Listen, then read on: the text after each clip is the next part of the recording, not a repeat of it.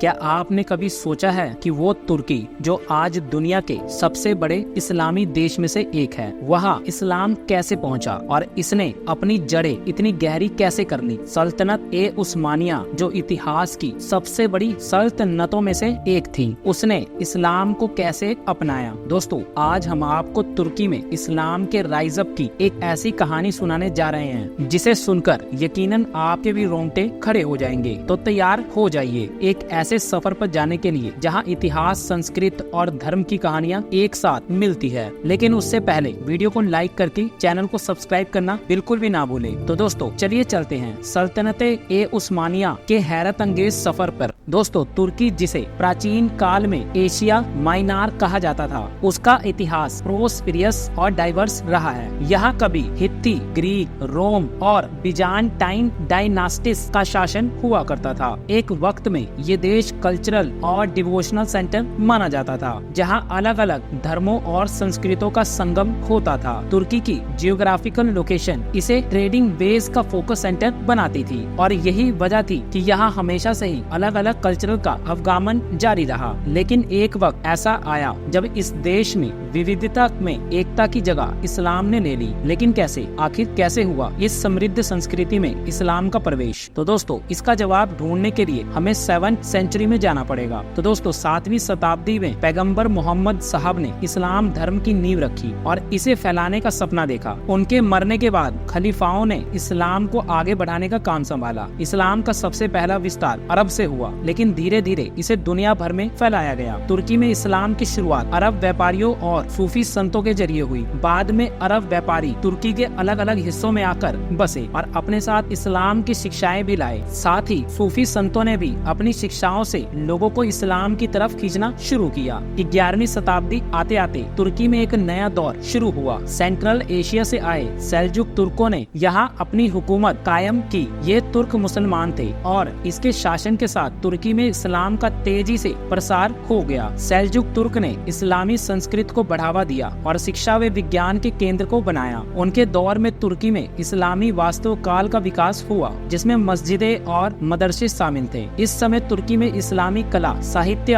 और विज्ञान ने बहुत प्रोग्रेस की। आगे जाकर 13वीं शताब्दी के लास्ट में उस्मान प्रथम ने सल्तनत उस्मानिया का नींव रखी। धीरे धीरे साम्राज्य दुनिया की सबसे बड़ी और शक्तिशाली इस्लामी सल्तनतों में से एक बन गया। उस्मानिया साम्राज्य ने तुर्की, मध्य पूर्व, उत्तरी अफ्रीका और दक्षिण पूर्वी यूरोप के बड़े हिस्सों पर शासन किया। इस साम्राज्य का विस्तार न सिर्फ उनकी ताकत का प्रतीक था, बल्कि इस्लाम धर्म और संस्कृत के प्रसार का भी जरिया था। इस्लाम को अपनी हुकूमत का आधार बनाया। उन्होंने इस्लामी कानून शरिया को लागू किया और मस्जिदों, मदरसों और इस्लामी कला का प्रसार किया। उस समय तुर्की में इस्लामी शिक्षा का खूब विकास हुआ। कई फेमस मदरसे और मस्जिदें बनाई गई। इस समय की कला और वास्तुकला में इस्लामी संस्कृत की झलक साफ दिखाई देती है। 14वीं शताब्दी के आते आते ही 1453 में उस्मानिया साम्राज्य ने कॉन्स्टेंटिनोपल को जीत लिया, जिसे आज इस्तांबुल कहा जाता है, और यहीं से हुआ इतिहास में बदलाव। इस इंसिडेंट के साथ ही बिजान्टाइन साम्राज्य का अंत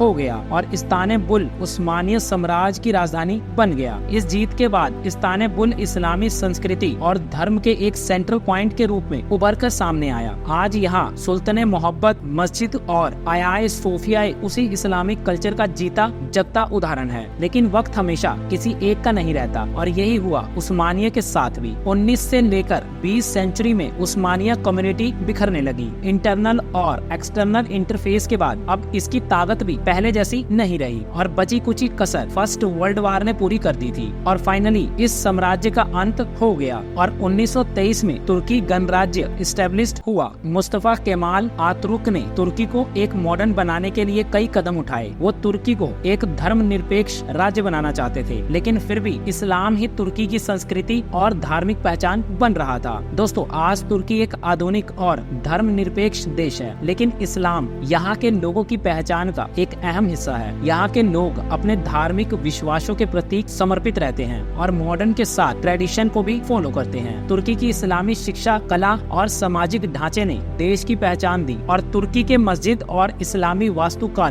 आज भी पर्यटनों को आकर्षित करते हैं, जो इस्लाम की समृद्धि सांस्कृतिक धरोहर की निशानी है। आज देखा जाए तो तुर्की की हवा में ही इस्लाम है। यहाँ की मस्जिद, मीनारे और गुंबद तुर्की की पहचान है। यहाँ की सुल्ताने अहमद मस्जिद को ब्लू मस्जिद कहा जाता है। अपनी खूबसूरती से सभी को मंत्रमुग्ध कर देता है। इसके अलावा तुर्की के सूफी संगीत और डांस भी इस्लाम की खूबसूरती को दिखाते हैं। आज का तुर्की एक मॉडर्न कंट्री है, लेकिन यहाँ इस्लाम का प्रभाव अभी भी मौजूद है। यहाँ की मस्जिद, यूनिवर्सिटी और फेस्टिवल्स तुर्की में इस्लाम की सामाजिक और सांस्कृतिक संरचना का अहम हिस्सा है। तुर्की सरकार ने धर्म और राज्य के बीच संतुलन बनाए रखने की कोशिश की है, जिससे तुर्की एक धर्मनिरपेक्ष राष्ट्र बन रहा है। इस संतुलन ने तुर्की को एक खास पहचान दी है, जहां लोग अपनी धार्मिक स्वतंत्रता के साथ आधुनिकता की ओर बढ़ रहे हैं। तो दोस्तों, ये थी तुर्की में इस्लाम के आगमन और सल्तनत-ए-उस्मानी की कहानी। ये कहानी हमें इतिहास से जोड़ती है और वर्तमान को बेहतर समझने में मदद करती है। इस्लाम ने तुर्की की संस्कृति और समाज को किस तरह से आकार दिया, ये जानना बेहद दिलचस्प है। अगर आपको हमारी ये कहानी पसंद आई हो तो चैनल को लाइक और सब्सक्राइब जरूर करें और कमेंट में अपनी राय बताएं। मिलते हैं एक नए वीडियो में, तब तक के लिए धन्यवाद।